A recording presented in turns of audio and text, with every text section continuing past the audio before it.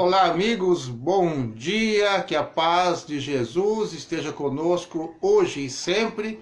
Mais uma vez, o nosso estudo do Evangelho, o estudo do Livro dos Espíritos, que possamos ter todos um dia maravilhoso, com paz, com harmonia, com amor, com muitas realizações e um dia realmente abençoado para todos nós. Vamos continuar então o Livro dos Espíritos, ou melhor, o Evangelho, no capítulo 11, o item caridade, amar o próximo como a si mesmo, mas agora o item mais difícil para nós ainda, não é nem para nós nem para os inimigos, é caridade para com os criminosos. Mas criminoso, aquele que atenta contra o próximo. Sim, qualquer tipo de criminoso, os mais ferrenhos, todos. Vamos ver o que tem aqui a mensagem do Evangelho de hoje. A verdadeira caridade é um dos mais sublimes ensinamentos que Deus deu ao mundo.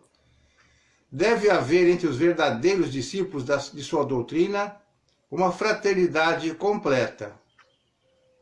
Deveis amar os infelizes e os criminosos, como criaturas de Deus, a quem o perdão e a misericórdia serão concedidos na medida que se arrependam.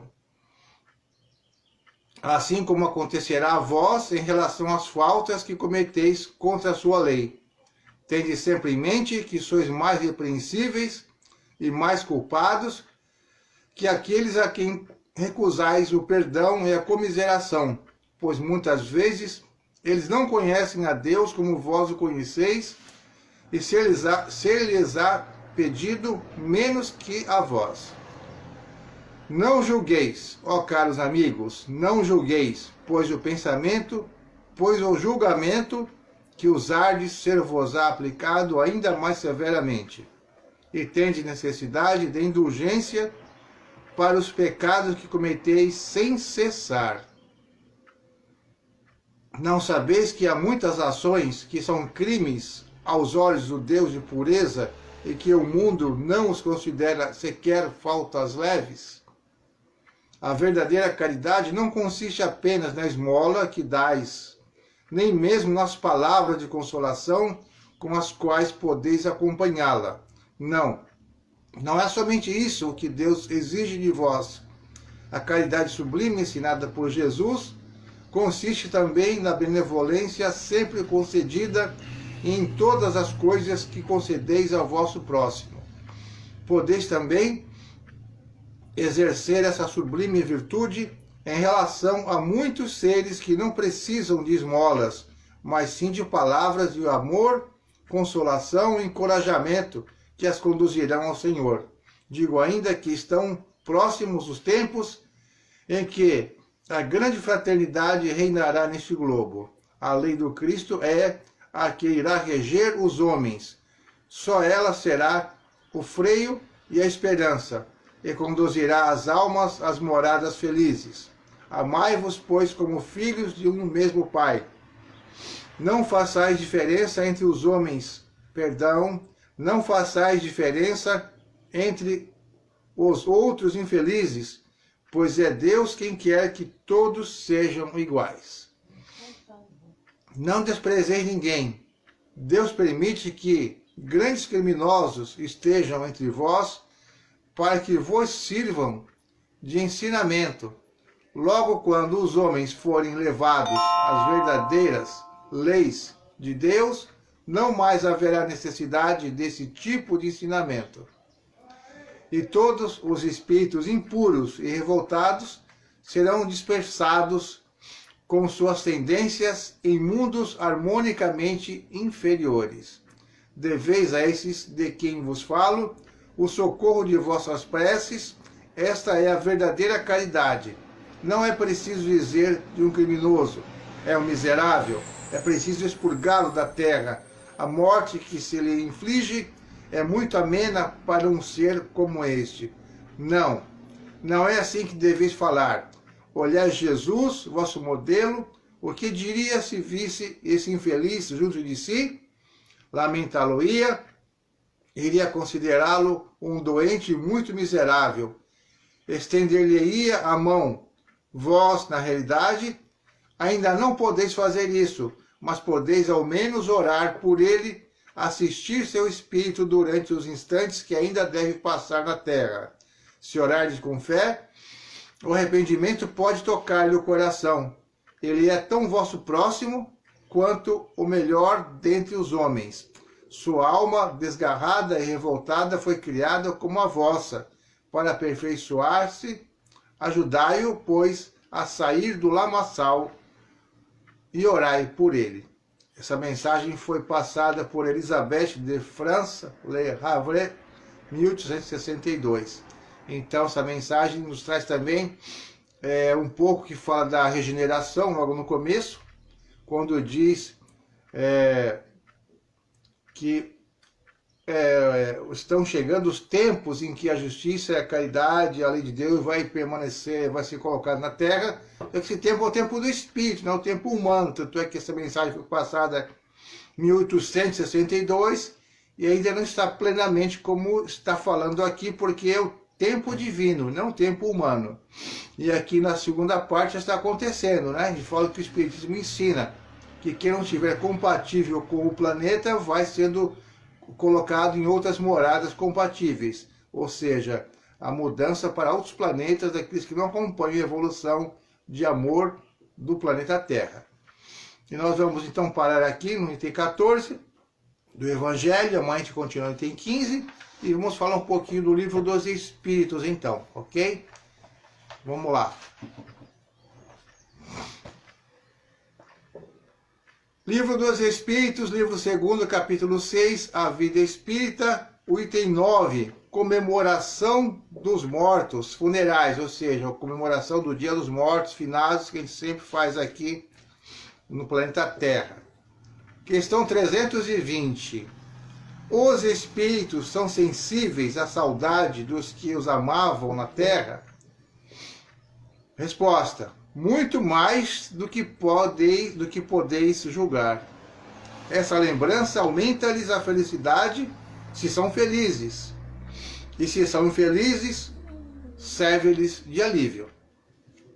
O dia de comemoração dos mortos tem alguma coisa de mais solene para os espíritos? Preparam-se eles para visitar os que vão orar sobre seus túmulos? Os espíritos atendem ao chamado do pensamento, nesse dia como nos outros.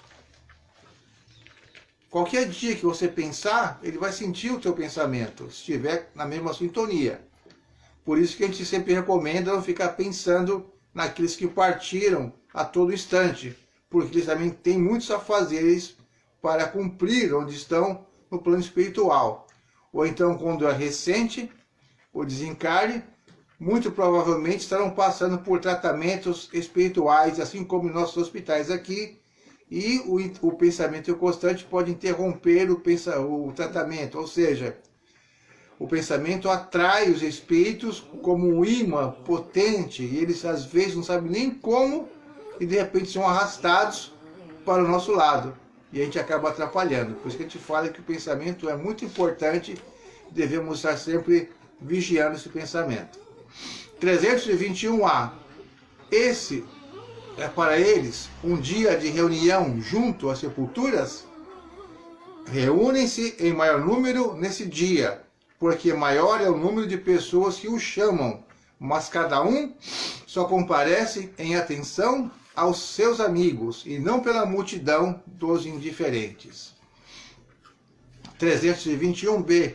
Sob que forma comparecem e como seriam vistos se pudessem tornar-se visíveis?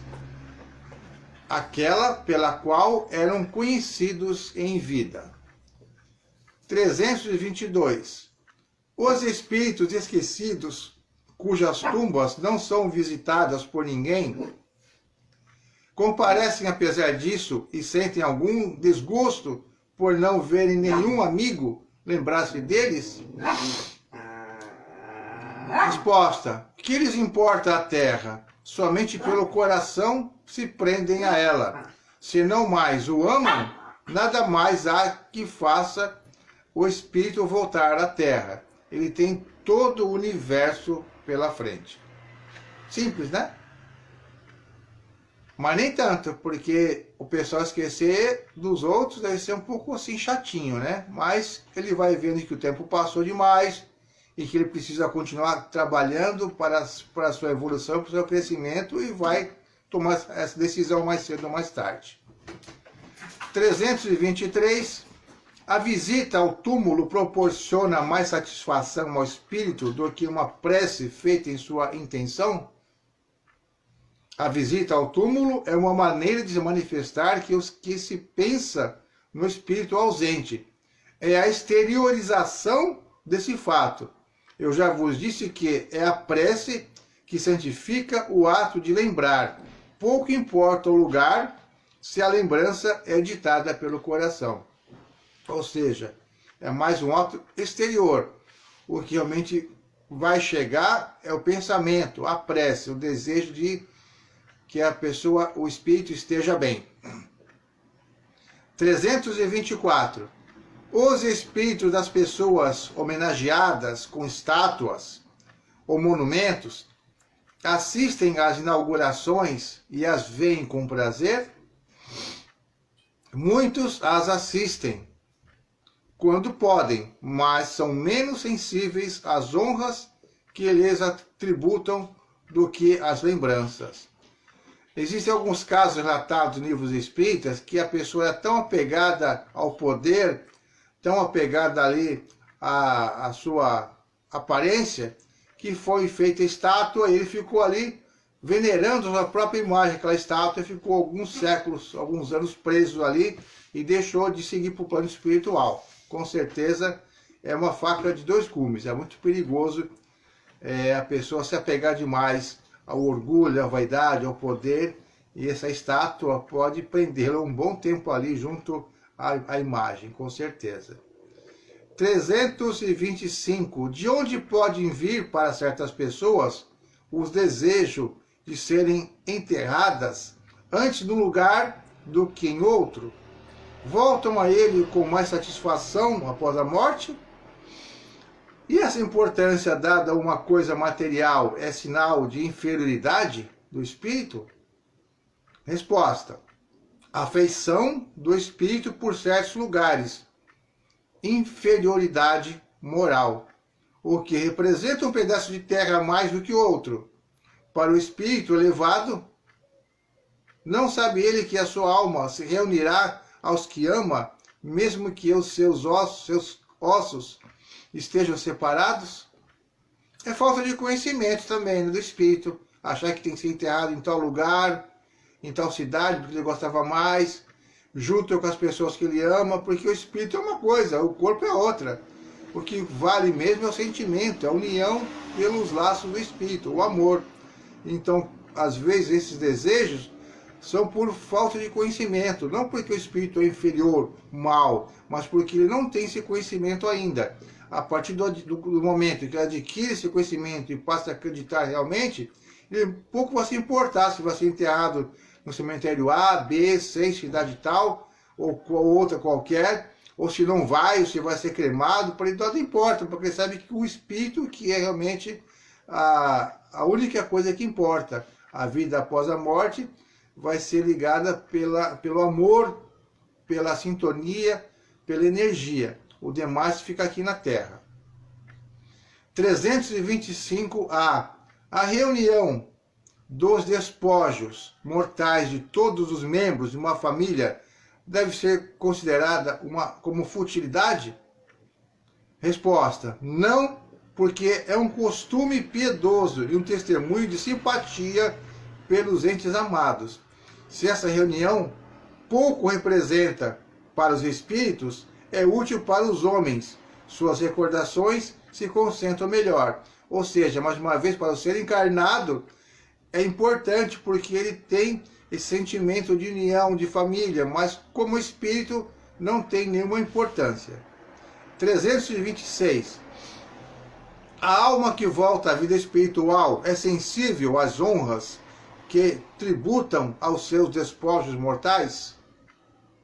Resposta: quando o espírito já chegou a um certo grau de perfeição, não tem mais vaidade terrestre e compreende a futilidade de todas as coisas. Sabei, porém, que frequentemente há espíritos que, no primeiro momento da morte, gozam de grande satisfação com as honras que lhes tributam, ou se desgostam com o abandono a que lançam o seu envoltório, o seu corpo, pois conservam ainda alguns preconceitos deste mundo, sempre ligado à elevação espiritual de cada um. A reação, né? 327, quase acabando esse item. O espírito assiste ao seu enterro? Muito frequentemente o assiste, mas algumas vezes não percebe o que se passa, se ainda estiver perturbado. 327A. Fica lisonjeado com a concorrência ao seu enterro, ou seja, com muita gente, muitos amigos? Mais ou menos, segundo o sentimento que provoca essa concorrência. 328. O espírito daquele que acaba de morrer assiste às reuniões de seus herdeiros? Olha o perigo aí, gente, com as partilhas, hein? Quase sempre. Deus o quer para sua própria instrução e para castigo dos culpados. É nessa ocasião que vê quanto valiam os protestos que lhes faziam. Todos os sentimentos se tornam patentes e a decepção que experimenta, vendo a rapacidade dos que dividem o seu espólio. O esclarece quanto aos seus propósitos, mas a vez deles também chegará. Ou seja, o pessoal que está aí brigando para dividir, às vezes não está muito importante com o falecido ou com a falecida, também vai chegar o dia deles fazer a passagem, não tenho dúvida. E 329, o respeito instintivo do homem pelos mortos em todos os tempos e entre todos os povos é um efeito da intuição da existência futura? É a sua consequência natural. Sem ela, esse respeito não teria sentido. Então, só para te finalizar, muitas vezes no próprio funeral lá está o falecido, observando os pensamentos, as conversas. Pensem nisso da próxima vez que forem a um velório. Levem sempre no coração de vocês a prece, a oração, os bons sentimentos e evitem conversas paralelas que não falem de bom, falem de amor, não falem de paciência, que não seja de consolo para alguém que está lá encarnado, pois muitas vezes o espírito está ali ouvindo tudo. Quem já não fez um comentário maldoso ou impróprio numa ocasião dessas? Quem já não fez? Quando eu não sabia disso, com certeza devia ter feito, mas agora me policio bastante. Espero que vocês também façam o mesmo. Gente, um grande abraço para vocês, um bom dia e até amanhã no mesmo horário. Que Jesus abençoe a todos. Muito obrigado, muita paz e até amanhã. Fiquei esperando lá no seu tempão, não entrou nada. Aí eu